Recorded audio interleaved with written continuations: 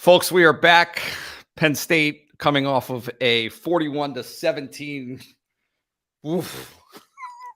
bloodbath at Michigan last weekend. I am Nate Bauer. I'm joined by Sean Fitz today. This is the Blue White Illustrated Daily Edition for Thursday, October 20th.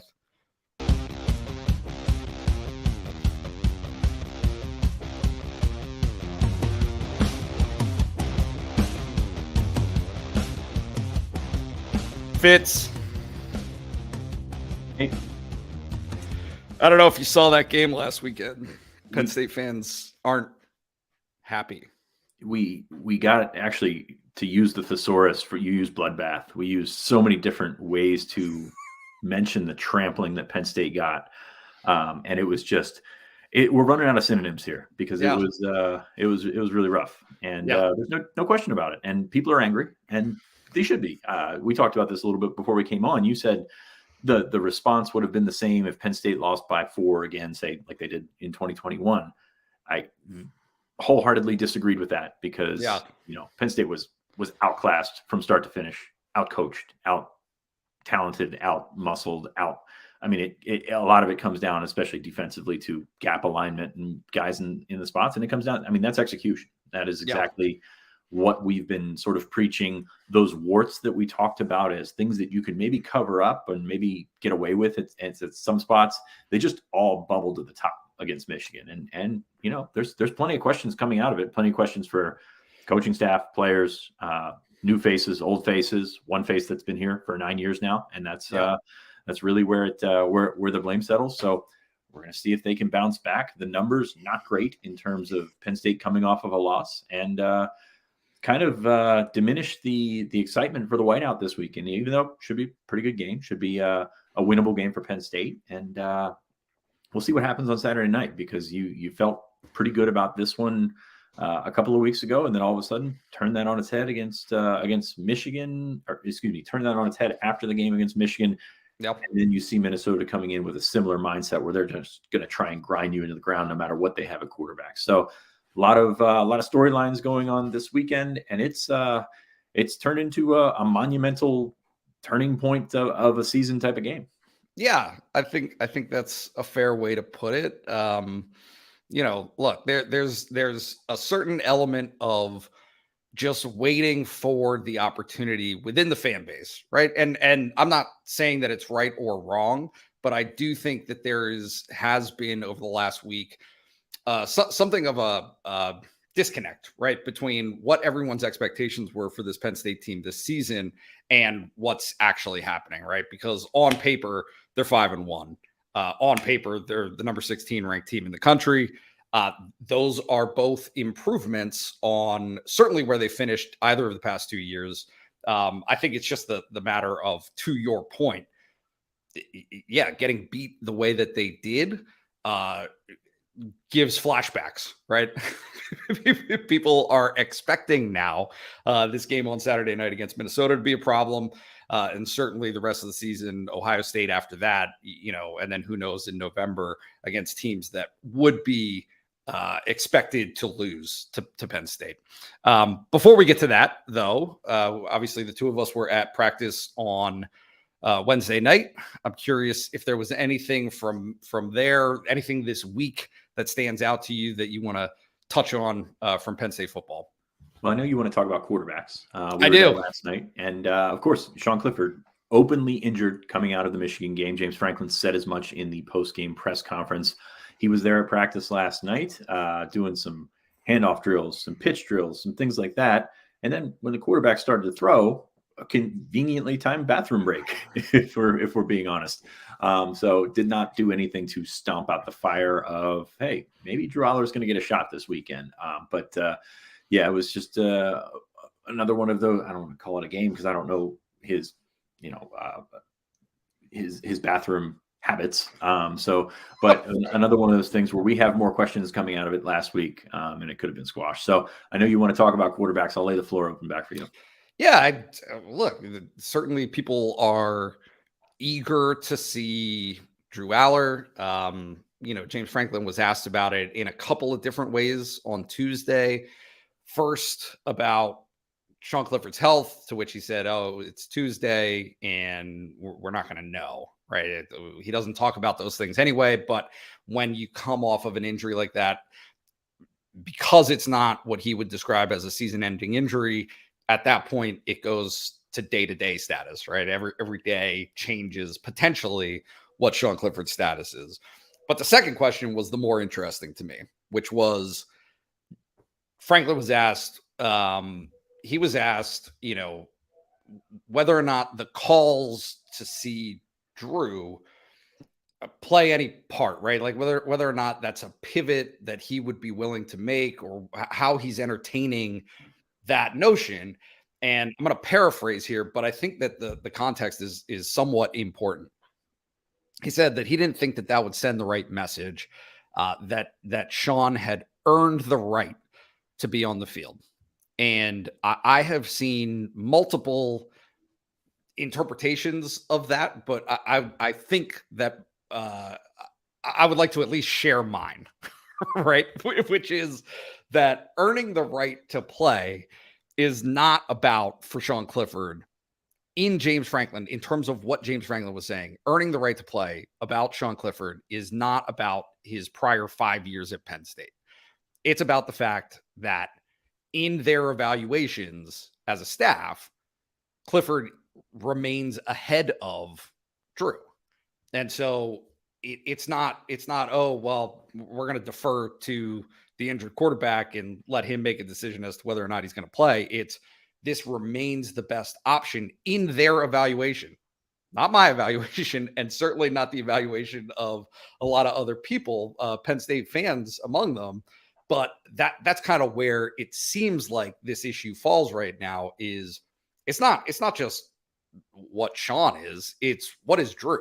And I don't know if you have any thoughts on that, about what you've seen from him so far, but certainly a guy who has a ton of potential. Nobody would deny that. But whether or not he's ready for a starting role, right, as an option, like as the choice to choose him as a starter, not with Sean injured. I'm just curious where you fall on that. Yeah, I think unfortunately for the offense, the healthy Sean Clifford is the one that you can do the most with. He's the one that, has the most experience making the calls at the line. Then you get into the arguments, well, where has that been? And I definitely agree with you on that one. I actually wrote that after the game on Saturday. But Drew is all potential at this point, in my opinion. I mean, you look at what he's done when he's come to the games, thrown some very nice balls, but there's a lot that he needs to work on to get where he needs to be as a starting quarterback that needs to handle snap after snap after snap for 4 quarters, as opposed to just coming in for a couple of drives a game. So I totally get the unknown is beautiful. The unknown is something that everybody wants to see because it could be the greatest thing in the world. Right. But I don't think that we are there in terms of seeing the progress from Drew. Does part of me want to see him out there as much as possible? Yes, because I feel the same way. The less you know about something, the more intrigued you are by it. And the more you've seen of 4 years of Sean Clifford as a starter, the more that you want to see the unknown and see what's going on. So I definitely can get on board with that. But yeah, I think it's, when talking about expectations and setting expectations for Drew Aller for possibly Saturday night or a game this season, there's a lot to learn. There's a lot of things that he needs to make up for and get there. I think he's tremendously talented. I think he's tremendously bright, very poised, probably more, you're going to say pocket presence, all that stuff, but more poised than anybody thought that he would be as a true freshman after watching him. So love what you see, but you put it in context of, can he get that done over 4 quarters? Nobody's going to know that until they actually make that jump. And Clifford fatigue is real, man. It's not just fans. It's you and I that we've covered the same thing over and over, and we're not plowing new ground here with the Drew Aller stuff. Would I love to see him? Yes, but I think it's important to remember that it's going to take. There's probably going to be some growing pains in that.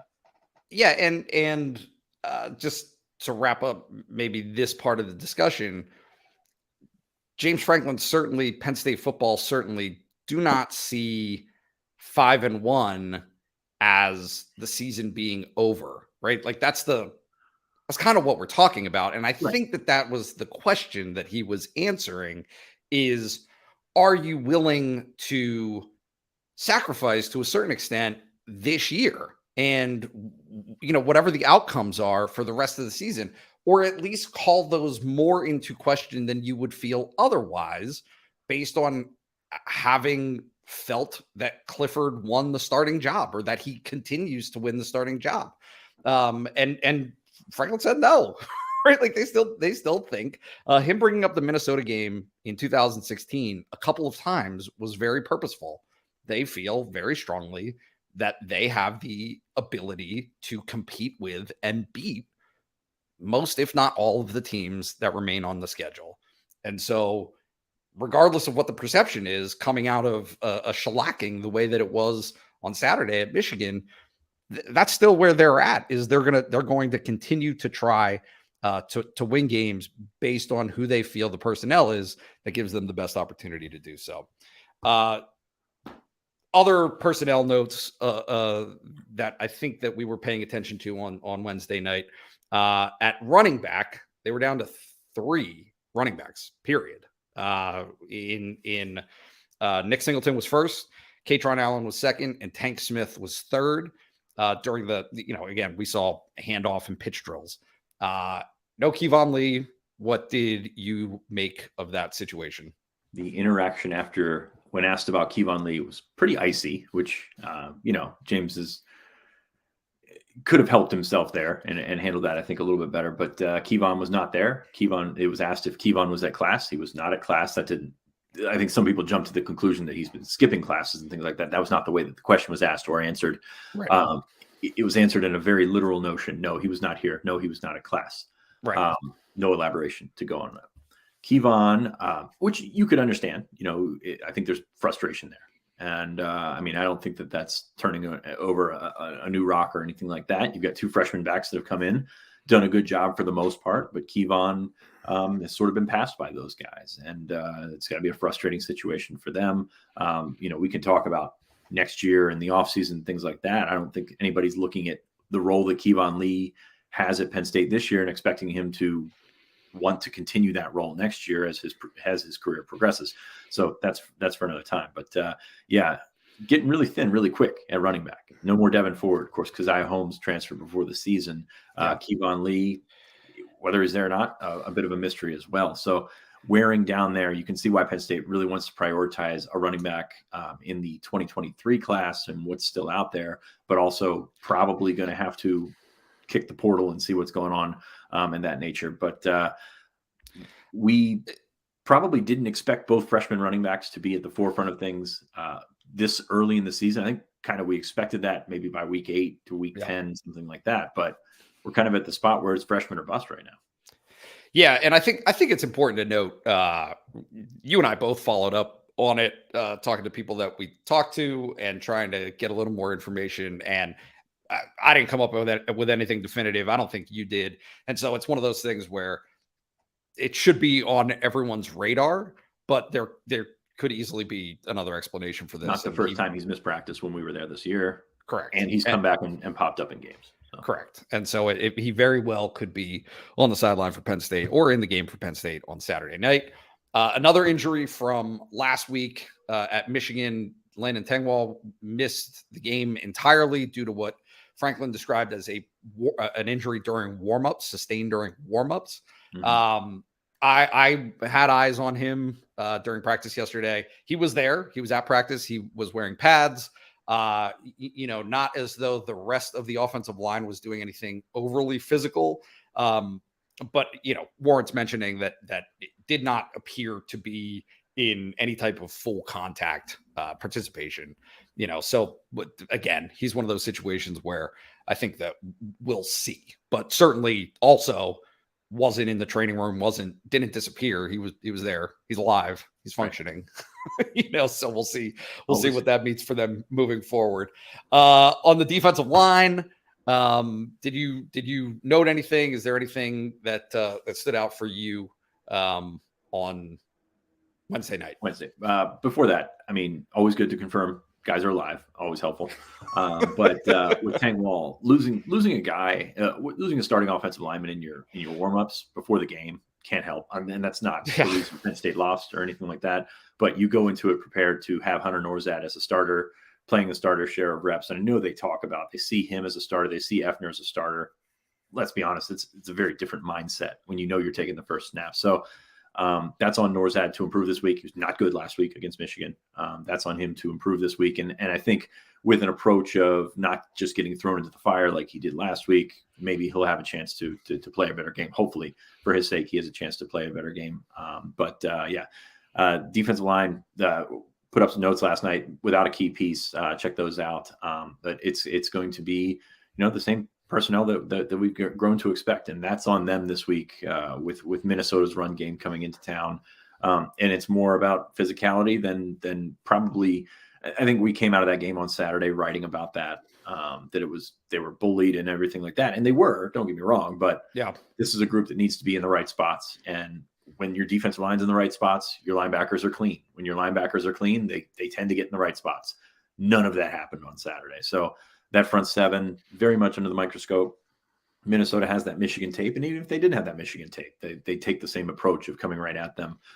So that's a group this week it's going to be very big for Mustipher, for Devon Ellie's probably going to play an increased role. Nick Tarburton, I think, a very important part of the game plan this weekend because that's a guy that holds up against the run a little bit better than his skinnier counterparts. Not that there's anything wrong with Adisa Isaac and Chop Robinson rushing the passer, but you're going to play the run a lot this weekend. So you need Nick Tarburton to have a very big game.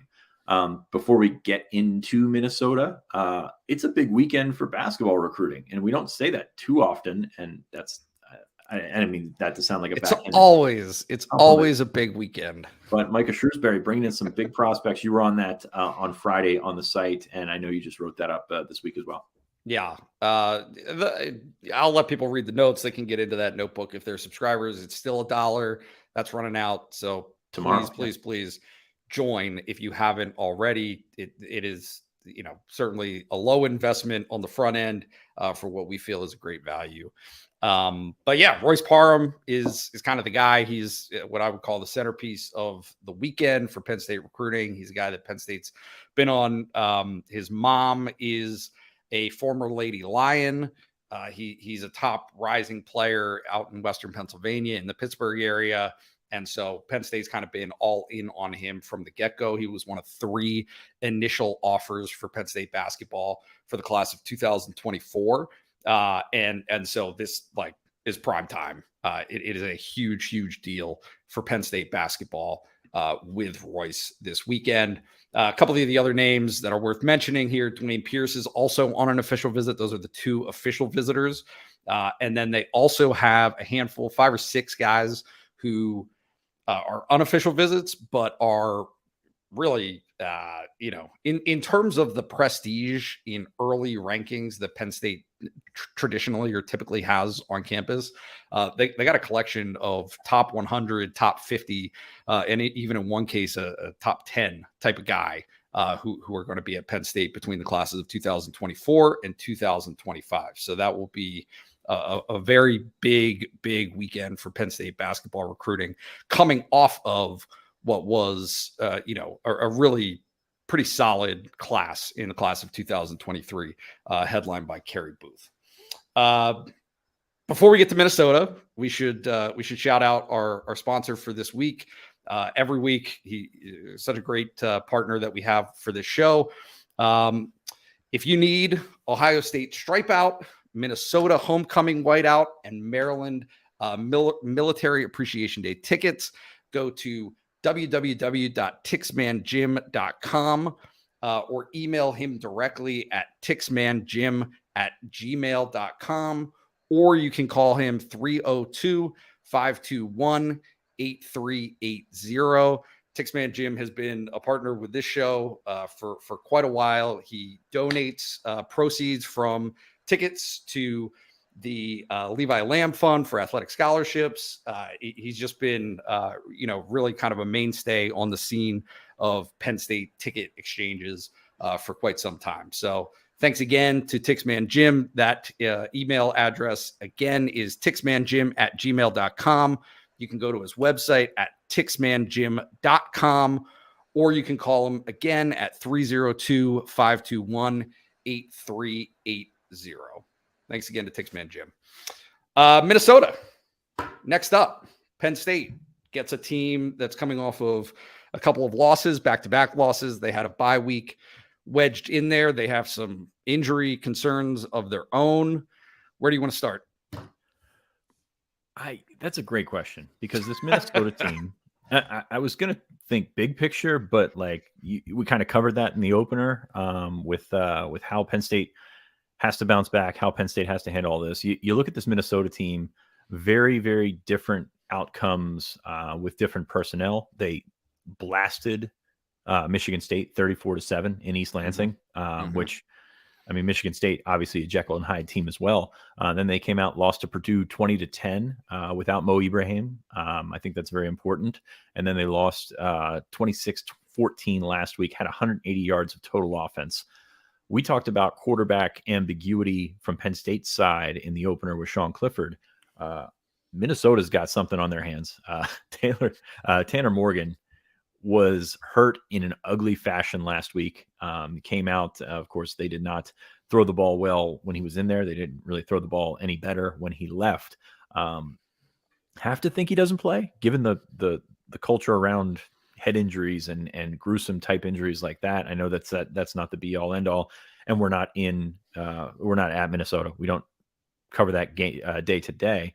But it's you got to think that Penn State is preparing for him, but also in the back of their mind thinking that this is going to be a situation where they might be able to get a first-time starter in a whiteout environment, which is pretty appetizing given what the whiteout has come to do to seasoned quarterbacks and new quarterbacks alike. So, but regardless of that, they're going to run the football.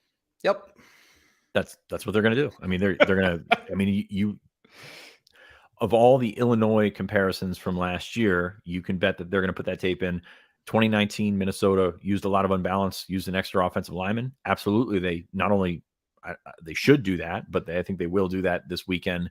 Not much to talk about in the passing game since Chris Ottman-Bell, a really, really fantastic receiver who I believe is still in his 6th year as well. He got hurt earlier this year, but that's what they're going to get. Penn State needs to be up for a physical game because Minnesota is going to try to bring it to them.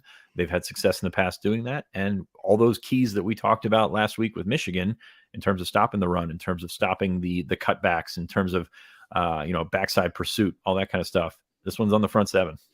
Yeah. Yeah. I think it's kind of interesting because obviously it all wraps together, but when you do make those comparisons to Illinois, Michigan, right? You're talking about time of possession. Michigan is 9th in the country. Minnesota is 5th, right? Think about last year's Iowa game. You don't necessarily have to have a world-beating quarterback to beat Penn State right now, right? Because it's not, frankly, the world-beating quarterback, Aiden O'Connell, didn't beat Penn State earlier this season.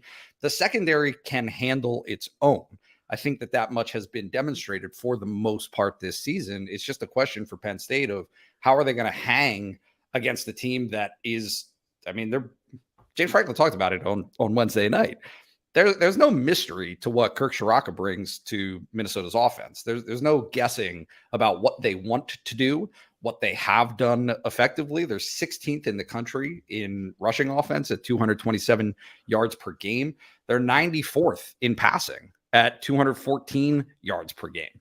Team passing efficiency is better. T. Frank brought that up talking to him last night.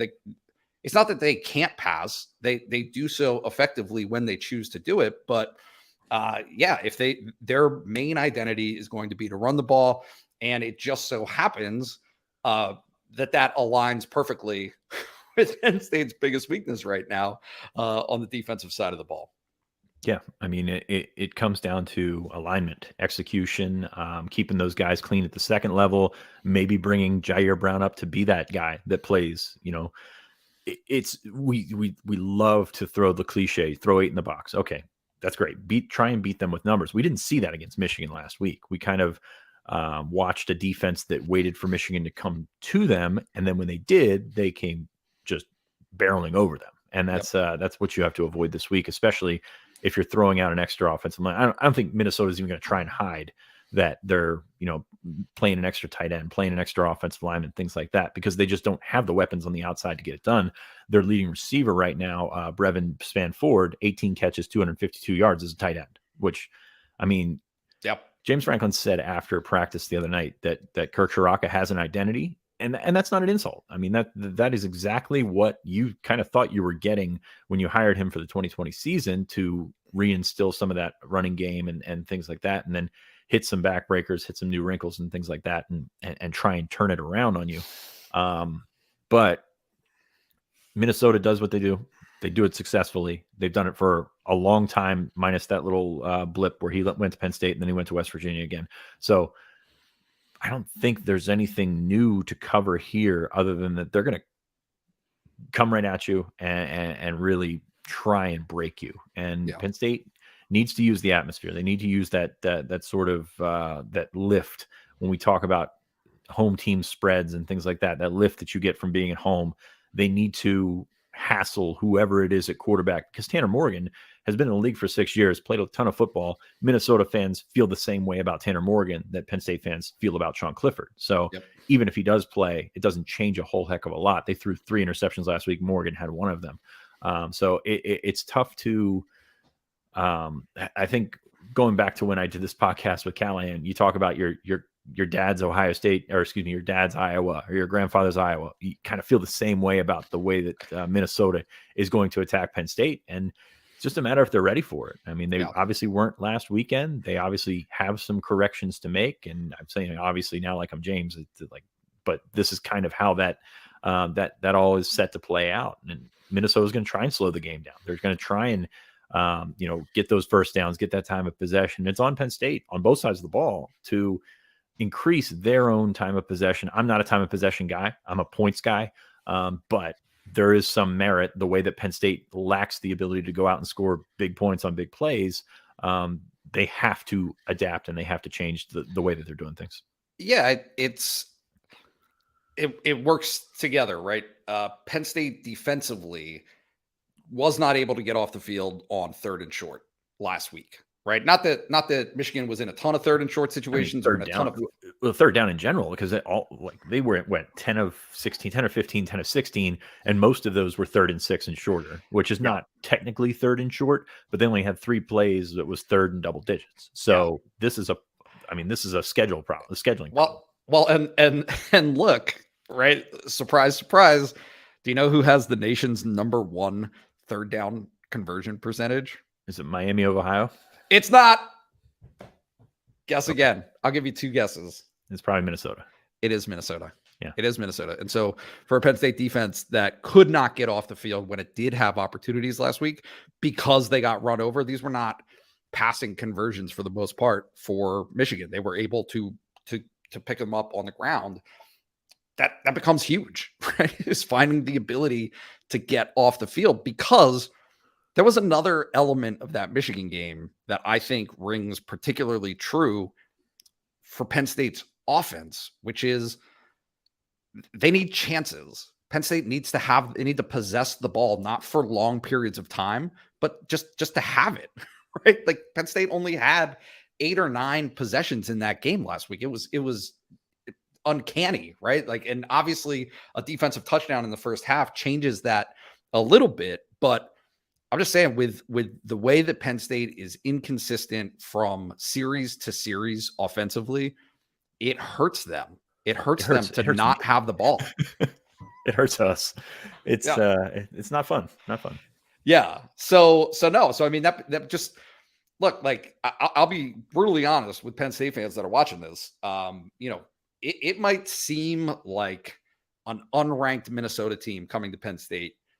This is a game that Penn State should win. This is a game that Penn State should win. They're not going to do it on reputation. And you can look at the numbers and make some arguments that some of Minnesota's numbers are inflated by some of the competition that they faced earlier in the season. But almost to a T, the stats that are Penn State's weaknesses are the stats or areas of the game that are Minnesota's strength. Right. And so Penn State's going to have to figure it out. They're going to have to figure out the things that they couldn't last week and perform better. And again, it might be as simple as rising to the occasion when, if it's a Minnesota possession and that it's going to be 10, 11 plays for them to work themselves down the field. When you get that third down chance defensively, you got to make a stop. And, it's going to be very, very interesting to see if Penn State's able to do that this week where they weren't last week. And they, T. Frank says, be in your bleeping gap. Yes, that's true. But you look at the stats for Minnesota, and they ran 57 times against New Mexico State. Okay, you blew them out. Same with Western Illinois, 52 times. My Buffs of Colorado, 52 times. And they just absolutely mauled these teams. Did the same for Michigan State, 48 times, 240 yards and a touchdown. Against Purdue, they ran it 26 times for 47 yards. Against Illinois, 24 times for 142 yards. So to me, you get them behind a little bit. And we know this from Kirk Shiraka coaching here, coaching at Minnesota in the past, coaching Minnesota this year. You get behind, it's tough for them to score points and, pile up points quickly. So I think that's the key is you got to come out, you got to start fast. All things that we've talked about before, get an early score or two in and you settle yourself down and you can prepare for to try and tee off on a quarterback. I will say also impressive for Minnesota is they are second in the league in sacks allowed in 6 games, just 6 sacks. So it hasn't been easy to get to the quarterback for them. But the flip side of that is they're also bad at getting to the quarterback. They have 9 sacks as a team in 6 games this year. So I don't think that pressure is the way to do this, but execution, as T. Frank says, be in your bleeping gap. These are the things that come down, and if you get on them early, you have an opportunity to sort of twist that knife. Anything stand out on the other side of the ball for you about this Minnesota team? They did give up 252 yards rushing last week, so Penn State's not alone in giving up chunks. And Illinois wants to do to everyone what Michigan did to Penn State last week. Yep. They want to run the ball as much as possible. So maybe you have that opportunity to shake loose. I'll be interested to see the running back usage for Penn State this week. And also on top of that, building from that, interested to see them using Nick Singleton a little bit more as a receiver out of the backfield. I know he had the big drop last week, but I loved that call that got whistled for the pass interference, which was the right call of Tyler Warren.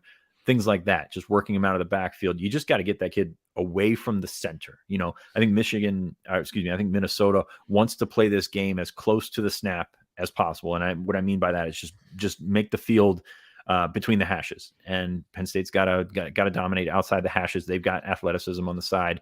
They need to make those catches. We saw Trey Wallace make those catches last week, or make that catch last week. They need to have those guys step up outside the hashes, and that includes the running backs. And I don't know if this is crazy or not, but that includes the tight ends as well. Haven't been used. What's your read?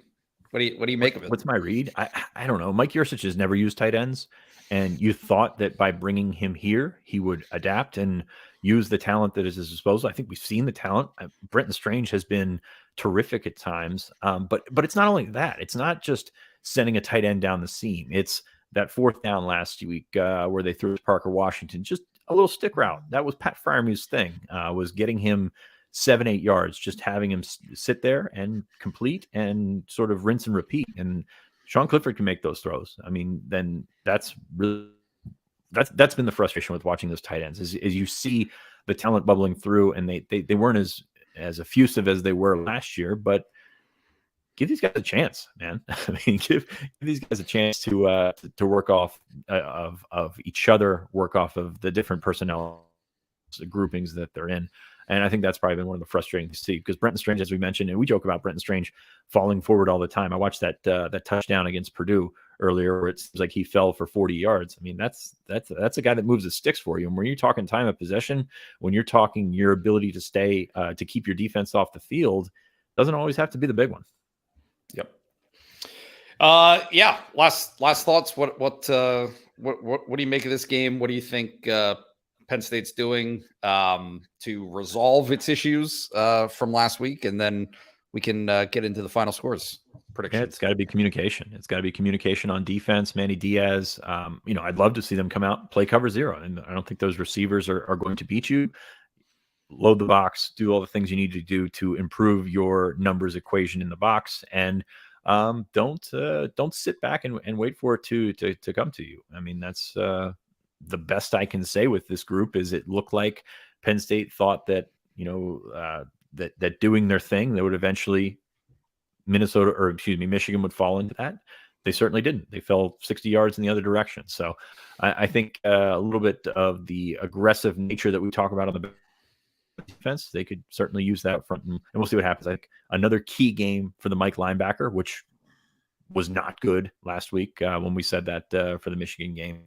Another key game for safeties and run support, Jair Brown, things like that. And those linebackers need to be everybody needs to be better. I mean, this is not crazy analysis or anything like that. I have Penn State winning. I think they're the more talented team. I think that you can get after the quarterback no matter who it is. Not so much a pass rush, but in a situational offense, make him throw a 3rd and 10, make him try and convert those 3rd and longs, because I don't think he's at the level that some of these some of the quarterbacks Penn State has played already, and that's not a compliment to anybody that Penn State's played to date this year. This is just a reality of the situation. So I'm curious to see this. I have Penn State winning 20-17. Special teams important, but hey, if you get up on them early, you've got a shot to do some things and keep the ball out of Minnesota's offense's hand, make them run 30 times instead of 50 times, and that's a good equation for Penn State to come out with a win. Yeah, I'm maybe more reticent than even, like, I've very strongly considered a Minnesota win. I don't like Minnesota's passing number. Like, I don't like that imbalance. And I think the teams that are one-dimensional, Penn State has typically done fairly well against defensively, because that was, it gets overlooked a little bit, but Michigan was passing the ball very effectively in the first half of that game last week. Right. And so a lot of the conversation afterwards was, oh, well, how can Penn State be so unprepared to handle the run? You know that Michigan's going to run. Well, they were getting picked apart through the air too, especially on some very key types of plays. So yeah, so no, the fact that Minnesota hasn't been able to do that or establish that with much proficiency this year, I think that gives Penn State defensively at least a little bit of a boost, right, going into this game. I have Penn State winning 23-19. I think it's going to be ugly. I think that Penn State fans are going to be disgusted even after a potential win on national television and under the whiteout conditions, because the Penn State's offense, right? They just, I don't see. And I could be wrong about this, but this Minnesota defense does not present to me that great. When Purdue scores 20 points, right? When Illinois scores 24 points, those are some teams, certainly Purdue, that's their identity, is being able to put up some points.